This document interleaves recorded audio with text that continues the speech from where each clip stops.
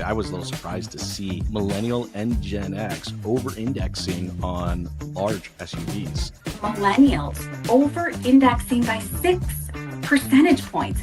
It's a significant amount. And then boomers under-indexing for the large SUVs. Welcome to the Experian Auto Insights podcast, where we explore the data driving today's automotive industry. Join us as we unpack key insights from Experian's quarterly automotive trends reports to help you stay ahead in a fast-moving market. Here's your host, Jason Harris. Hey, what's going on? Podcast Nation, is Jason Harris here, and thank you for joining me on another episode of the Experian Auto Insight podcast, where I get to talk to anybody and everybody I want to talk to when it comes to the cool insights coming out of Experian. And guys, we're gonna have fun today. I got my friend with me. I got my buddy with me. Hey, Kirsten, how you doing? I'm great, thank you. I'm so glad that we get a chance to do this because honestly, you guys put out some of the coolest insights out there, and I just want the entire industry to make sure that they're getting their copy of it. And by the way, for everybody out there watching and listening, we will be putting a QR code up throughout the show so that you can make sure you get a copy of it. And of course, the link will be in the notes below. But we have some very, very cool insights that we're going to go through today. Hey, real quick, Kirsten, for everybody out there that don't know kind of who you are and what you do at Experian, let's kick it off with a little intro, and then we'll get right into the data. Yeah, fantastic. So I'm Kirsten Von Busch, and I'm the Director of Product Marketing for Experian Automotive. And I get to do all sorts of fun things at Experian Automotive with looking at data, analyzing it, but then really trying to bring that information and insights out to the industry to explain the data, but more importantly, help our prospects and our clients be able to engage with it and then gain enlightenment from it to make business decisions. And you know what the craziest thing about this, Kirsten? It's free. Yes. Let me just I need like a little buzzer and action going free. But it is, right? And I just think, hey, for everyone out there watching, listening, I know you're watching this show because you are a proactive dealer, all right? And you care a lot about your operations and your marketing. That's the reason why you watch the podcast, right? But man, we got some cool stuff that we're going to go through today, and you can get your copy of this. So you're going to make sure that you're going to get your copy at some point in time during the show. All right, Kirsten, let's get into it. Let's kick this bad boy off.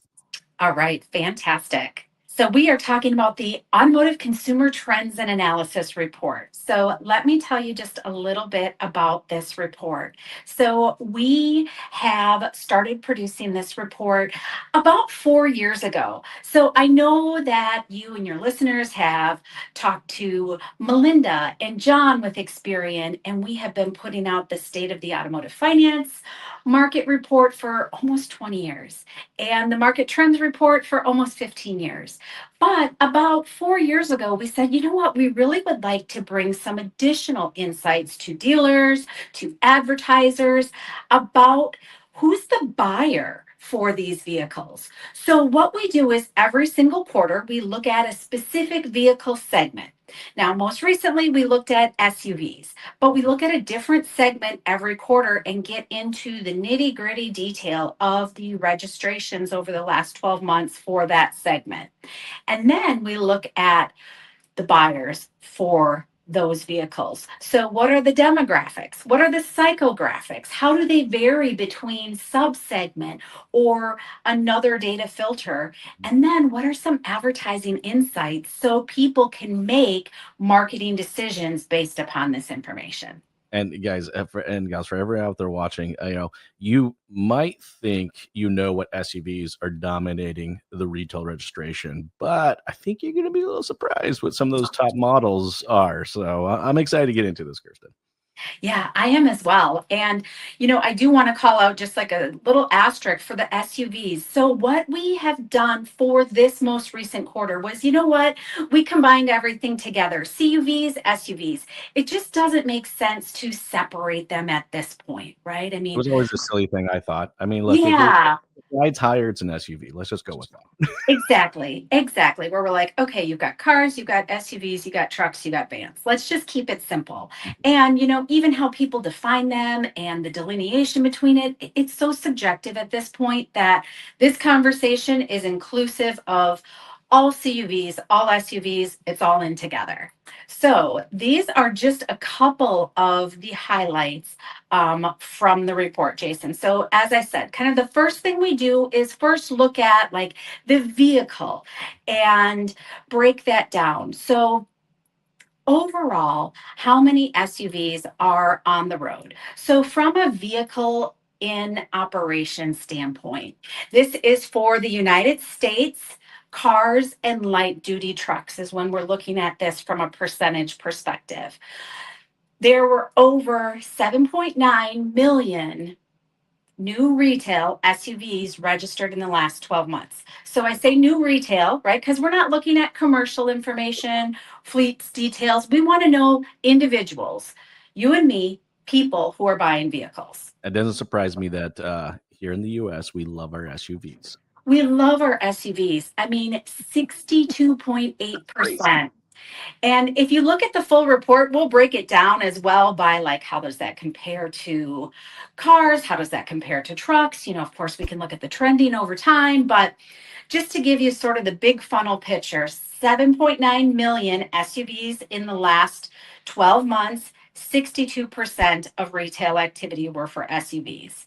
Well, and for everybody out there watching and listening, you know, this is a good stat to look at and compare what you have in your inventory right now. Mhm. The demand is there. I mean, that's a huge demand. I mean, you're talking over 60% of the new cars being registered are SUVs. So, hey, if your inventory is not there, then it's something you may need to think about. With the report, we then look at the high level information by make as well as by model. Now, from a make perspective, right, actually Toyota is the market share leader because they have so many different SUVs available to the marketplace. But when we look at the top 10 new retail registration by model, the Honda CRV pops to the top. No surprise, you know, we're seeing a lot more inventory kind of flow in there. The CRV's always been a strong vehicle, but it's some of these other ones on the list that Yes. kind of, I mean, I'll be honest with you. I actually had to go Google Chevy Trax. Mhm. I didn't know if I knew what it was. I was like, wait a second, do I know what that car looks like? Anyway, sorry, go ahead. Absolutely. And I mean, number three, did number three jump out to you as well? Because it jumped out to me. This is all new retail SUV market share. The Tesla Model Y, I know. the third with 4.2% of that 7 million records, right? And I believe that's our only EV on this list too. Like that's impressive. Within the top 10. Yeah, Mhm. I know. Yeah. I know a lot of people out there are saying, you know, EVs, they're not going to be a big. Hey, they're a big deal. We've talked about it with John and Melinda as well in some of our other recordings. I encourage you to go back and take a look. Again, guys, you can get your own copy of this. You just got to scan the QR code to get this. But hey, model wise, you know. So when you're looking at this data, you know, what are you doing as a dealership to conquest these buyers and kind of defend your turf? Because there's some models in here I wasn't expecting. Absolutely. And then, you know, Jason, what we do with the report is then we go into additional depth and detail. So we look at it at a high level, but then we're like, all right, well, how does that differ and vary by different ways of filtering the data? So, for example, by looking at it by vehicle class. So luxury versus non-luxury and exotic. Now you'll notice I call out exotic here from a percentage perspective, but then for the graph, I combine it just given the percentage it represents.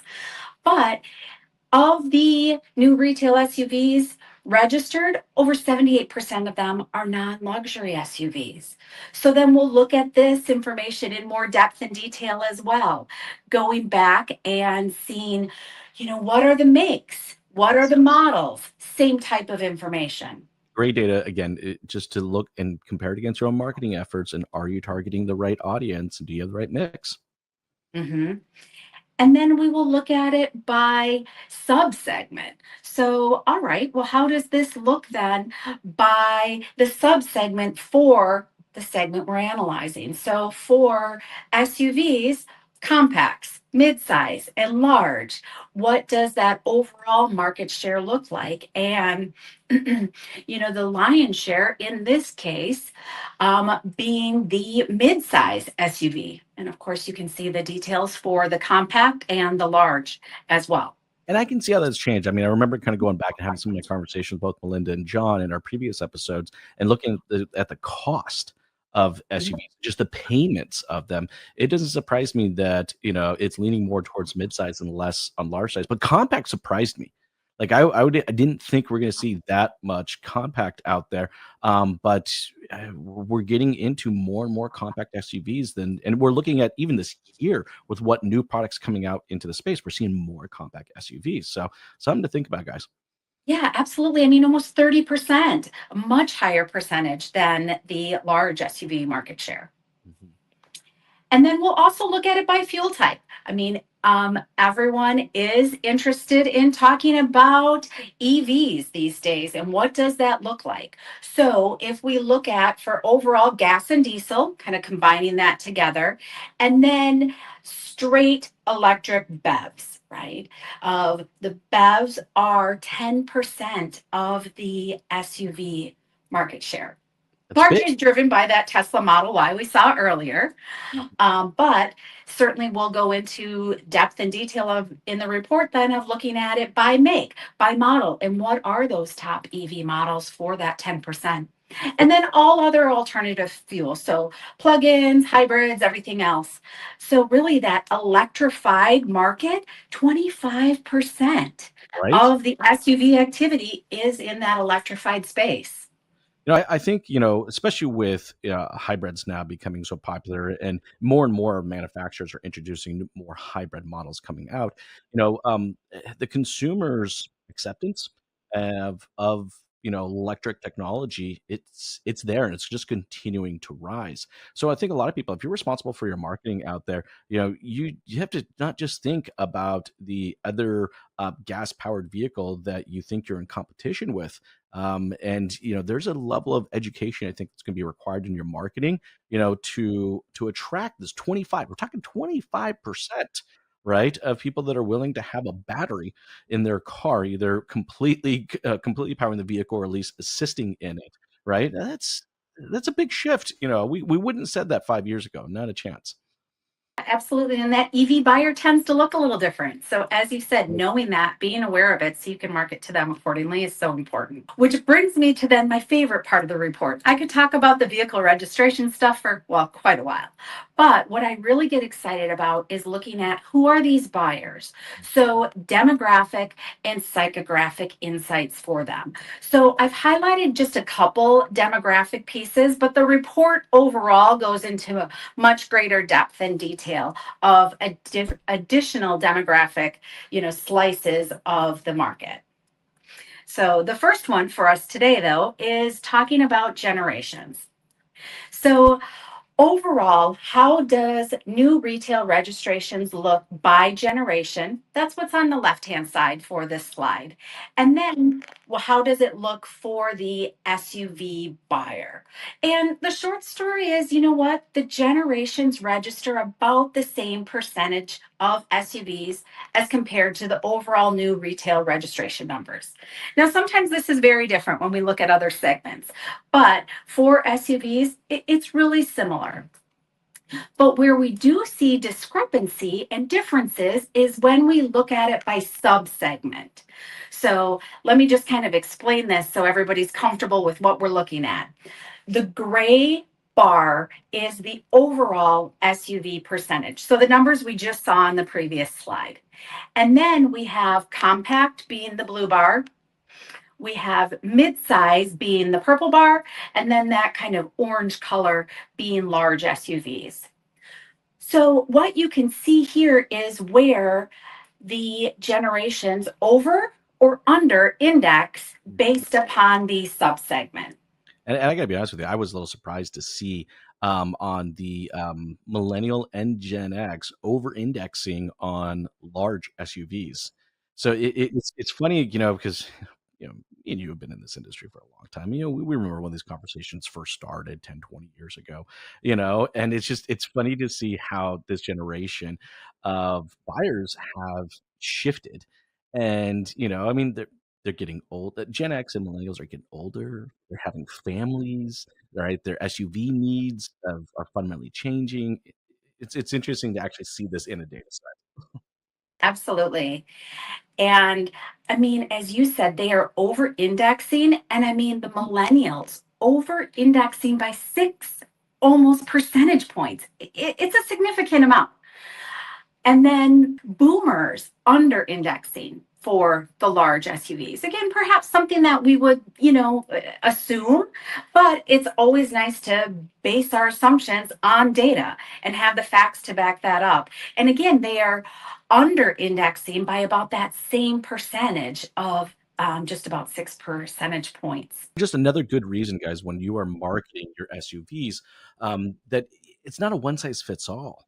All right. There's You can see here just in the generation data alone, all right, that what they're buying and what they're looking for is very different. You're not doing yourself, anything great when you're only marketing to a singular campaign. I mean, you should definitely be looking at taking your SUVs and making it more age specific in the way that you're marketing them. Wouldn't you say? Absolutely, without a doubt. So, another demographic aspect that we always look at is male versus female, the gender of the buyer.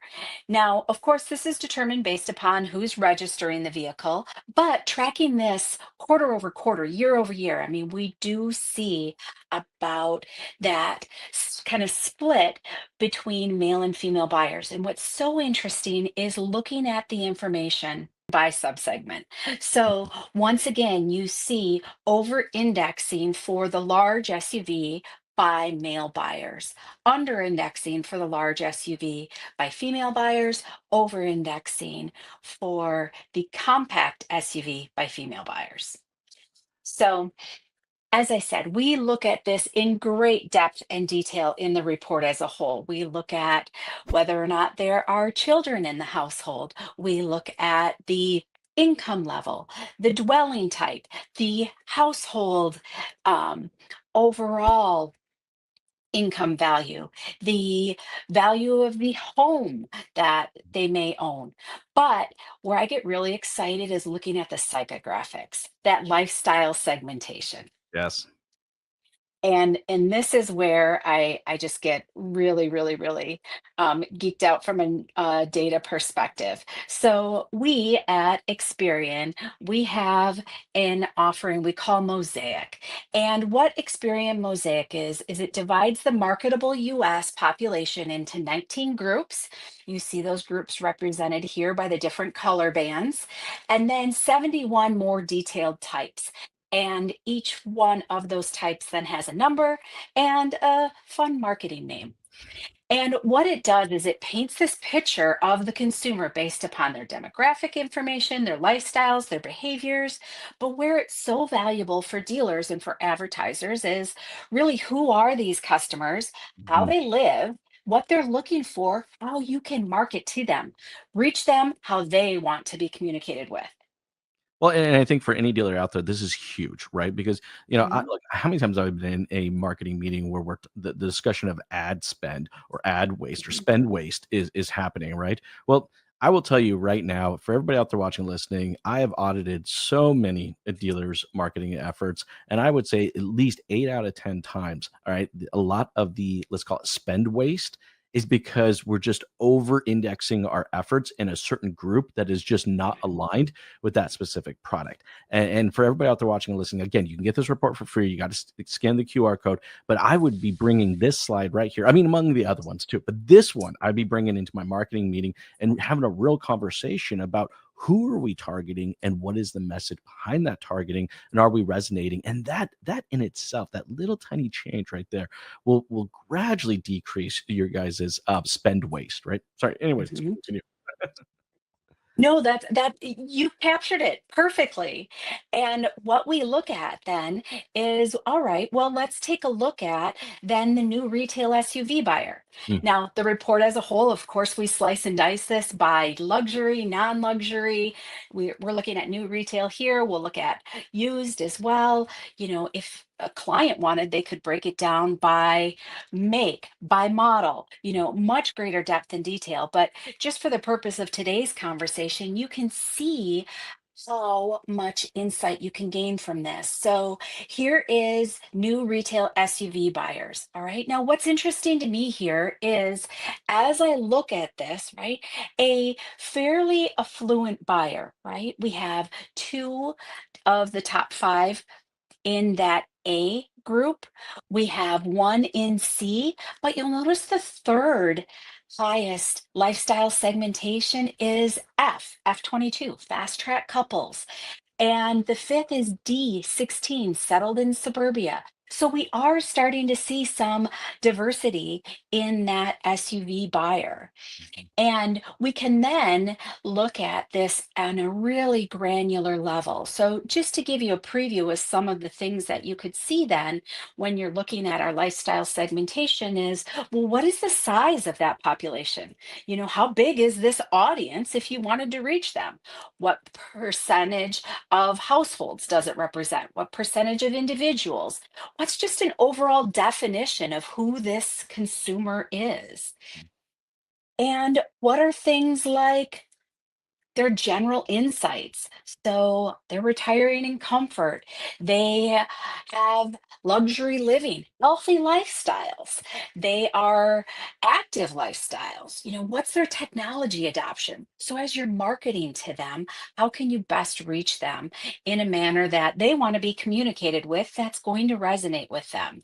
And we'll give you things such as the top buying style. So, is somebody a savvy researcher? Well, when I'm marketing to those fast track couples, I better know my details then, right? And how can I reach them? What are they indexing on from a channel preference? So is it TV? Is it direct mail? Is it radio? Whatever that may be. Well, and And that data really does allow the marketers out there, and this is some great stuff. And I know there's so many more slides in here that we're not necessarily going to be able to go over to. So that's why Mhm. guys, you have to download your copy of this. But this really does challenge your marketing strategy. See, look, when I started in the industry, all right, we put a marketing message out there. And all we had to do was give it time to see if it actually resonated.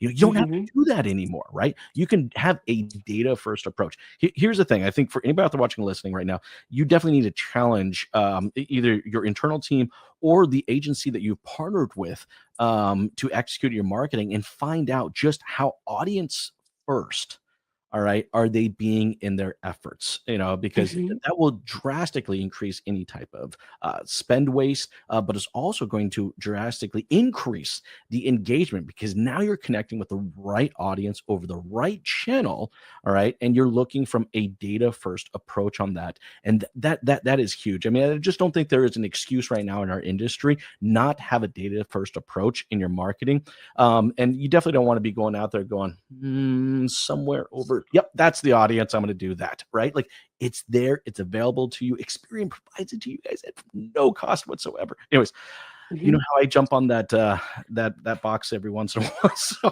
I love that box. I absolutely find myself up there. And that's also why, for today's conversation, Jason, I wanted to include a special guest.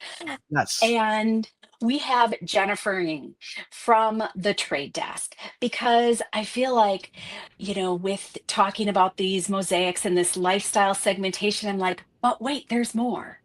And what we do with every quarterly report that we put together for the consumer trends is I then coordinate with Jennifer, and Jennifer and the trade desk are gracious enough to then provide us insights about that in market buyer. So whether it is for, in this case, SUV buyers, car buyers, truck buyers, EV buyers, we've been doing this now, Jennifer, I believe, for 2 years, providing this supplemental detail. And it's just fantastic. So, Jennifer, I welcome you. Thank you for joining us. Thank you. Thank you for having me. Excited, always excited to talk about data and insights. And what's really exciting about our partnership is to be able to combine our data sets together to really give some insight on these consumers. So happy to be here. And talk about some data sets. You guys sit on, just a wealth of data sets. I think for dealers out there watching and listening right now, I think you'd be surprised just how much of our industry is utilizing the trade desk in some way through either your agency partner or even sometimes internally, but there is some they're seeing it. They're seeing it all. They're seeing just how much we're spending, where it's going, how it's engaging. And I'm so excited, Jennifer, to have you come on board and have a conversation with us. Thank you. Glad to be here and share all the data that we have as well.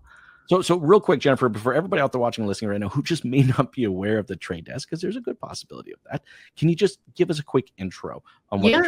Simplest way to explain it, think of us as an advertising platform. So an ad tech platform that helps deliver ads programmatically or buy and sell them as faster than you can blink and think in milliseconds, across all of what we call the open internet, which is all the websites, and also across other digital platforms like connected television, digital audio, digital out of home, all sorts of channels that are delivered digitally. So lots of millions and billions and trillions of ad impressions. So dealers, if you guys are watching and listening and you're wondering how to take some of this amazing data that Experian puts out there and put it in action, the Trade Desk is a great way to do it. In fact, there's a good possibility you're already using the Trade Desk through one of your agency partners right now, but it's a good question to ask. So what we do with this is, I mean, Jennifer knows all this information inside and out, right? As the general manager of Advertising Insights, she's got all the details, but we like to provide just a high level summary. So if you subscribe to the Automotive Consumer Trends Report, it's really a buy one, get one, because not only do you get that great report, you get this supplemental report that we put together with the Trade Desk that highlights those audience insights. And we want to allow our viewers to take these insights and turn it into advertising action. So this portion, then, the second report that people would receive, has an overall summary. You know, there's some of the information that we've already reviewed, but then there is brand new insights in this report as well, and providing details about how you can reach an in-market SUV buyer. So Jennifer, I'll let you speak to this. Yeah, so using our data set, so we've actually taken Experian's in market for an SUV audience, and we look for them across the entirety of our platform and cross-reference it across our data set. And we see a lot of things about what an audience is doing on the internet. So we cross-reference it across other content, other websites that they might be visiting.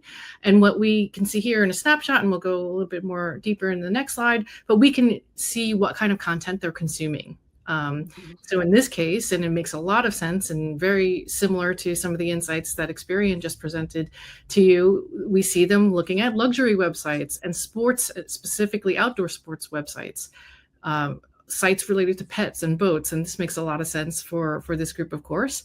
And then we can also see with this is just a snapshot, like a 90-day snapshot from when we take a look at it, but what channels we see them on. So very large portion on connected television and mobile.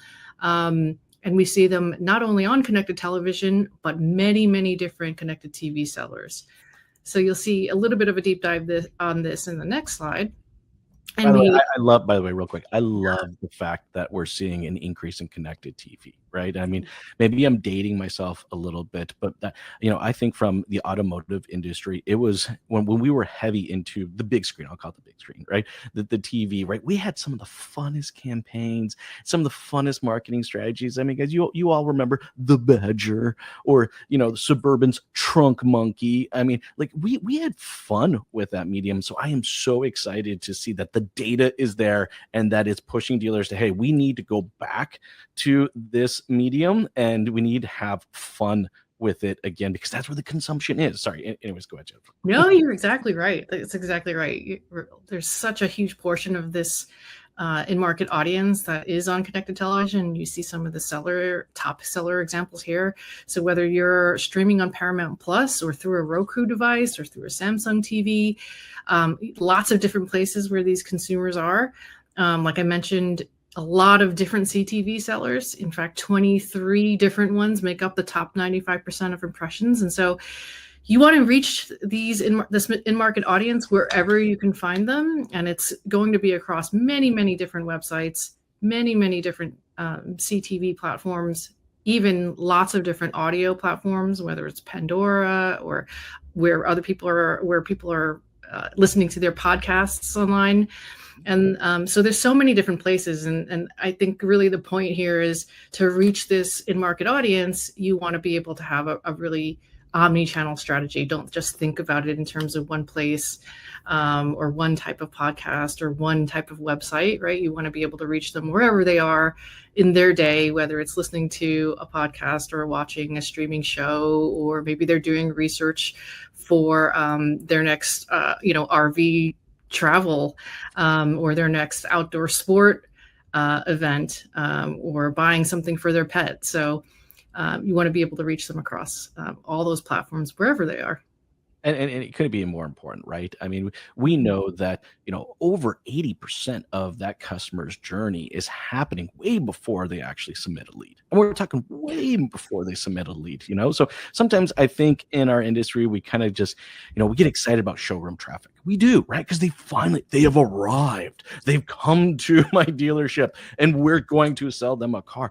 But we have to remember that well over 80% of the efforts happen way before they ever showed up or submitted a lead of any kind. And you got to be where the customer's at. And it's cool to see that, both Experian and the Trade Desk has, partnered up to provide this. Again, I will say this throughout the entire show, scan that QR code. You can get this copy of this report for free. Sorry, guys. Anyways, continue.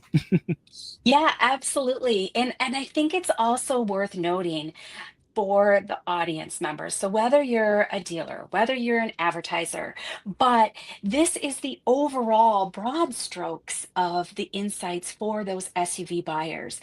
But if you're on the Trade Desk, you can combine those audiences as well, right? I mean, we have hundreds of automotive audiences, over 2,400 syndicated audiences from Experian. So when you really understand who your buyer is, you can combine that in-market SUV audience with other factors as well. So you can really get granular on who you are targeting from a marketing perspective to have a really precise message. You're 100% right. I mean, there is an excuse anymore for us to just be locked into a couple channels. And look, I've audited many dealerships marketing. All right, the amount of Google and yes, I'm going to date myself. I'm going to say Facebook, not Meta. But Meta. And look, it's not enough that we just check out these proverbial boxes, right? We have opportunities to be very, very targeted in our efforts over, and to your point, Jennifer, over to an omni-channel approach, not just very channel. And I understand that our industry was very channel driven in this strategy over the last decade or so, but it's just, we don't have to do this anymore. We can be very omni-channel. We can be where that customer is at and market to them with a message that's very relevant to them. This is cool. I love this. Absolutely. And as you said, you've mentioned it a number of times, Jason, but all of this is free. So we officially have 3 quarterly trend reports that we put out: the State of the Automotive Finance Market, the Automotive Market Trends Report, the Automotive Consumer Trends Report. Now, that one also comes with the bonus report. So technically we're at 4, right? I feel like I'm selling knives or something, right? But it just And keeps that's getting not all. better. Where we have the in-market buyer insights from the Trade Desk. And then we also publish a summary report, a simple one-pager with 5 key findings from each one of the reports. If you're like, you know what, I just want the high level, we do put that out for everyone as well. But I love the Cliff Notes. I appreciate you do it, but I'm going to tell dealers out there, I encourage you to download the entire copy of each of these reports and give them to your team. Look, there's so much in here. You can easily bring a slide or 2 or sometimes 5 into a manager meeting or into a marketing meeting and just have a conversation around. That's what I'm encouraging everyone to do, right? Just have a conversation. Like, are we in line with this? Are we doing some of the best practices that Trade Desk has out there? Or is our agency partner utilizing great technology like the Trade Desk? And are we utilizing the insights that Experian has? Because, if you're not, then frankly, there's going to be a dramatic amount of just ad spend waste. And I see it happen all the time.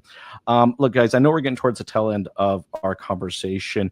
Real quick, just from the 2 of you guys, how would you kind of just wrap this up? And what are kind of final thoughts for you? So from my perspective, I'm like, subscribe, right? It's a great way to stay informed, but it is a fantastic way for you to be able to speak to these industry trends and this information to your prospects, your clients, and your overall leadership team.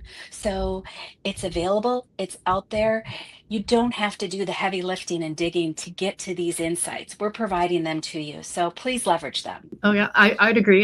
Just being a data nerd myself, I know that there's so much data out there, but these great reports and the data that Experian has, the data that the Trade Desk has, is all available to you at your fingertips. And so utilize them and like what was said, just have a great new conversation about what the data is telling, and think about what you could be doing differently and better with your marketing and advertising.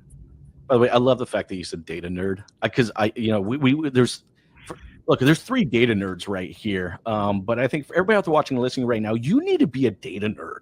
Like, that's a cool thing. I don't remember one point in time it wasn't cool to be a nerd. Anyway, it's cool now. It's cool, right? And I think it's incredibly valuable to your operations that if you lean into your inner data nerd, all right, and you download these reports and you consume them and you bring them to your marketing meetings and to your management meetings, because there's so much here. There's so much opportunity here, to really refine what we're targeting, who we're targeting, when we're targeting, what medium we're targeting in. Guys, again, I know we briefly touched on connected TV, but if you don't know, you need to know. All right, take some time, do some research out there. I'm so excited to see our industry come back, right, to that big screen in the living room. I think there's just huge opportunities there. For everybody out there watching and listening, we appreciate you. All right, you got to get this report. I know we've driven it through. We're pounding you. Get the report, because you have to get the report, right? But we appreciate you taking the time to consume today's episode. One of the biggest compliments you can give myself or Kirsten or Jennifer as just creating content and being a content creator is share the show. And that means a lot to us. One of the biggest comments you can ever give us is to share the show. If you got a manager or an owner or a colleague or a friend that needs to see some part of today's conversation, it means the world to us when you share the show and you download your report. Again, thank you for taking the time to watch today's episode. Kirsten and Jennifer, thank you so much for taking the time to come jam with me. This has been a lot of fun. Thanks for tuning in to the Experian Auto Insights podcast. For full access to the reports and more insights, visit Experian.com/automotive. Be sure to follow the show and stay tuned for more insights into Experian's quarterly automotive trends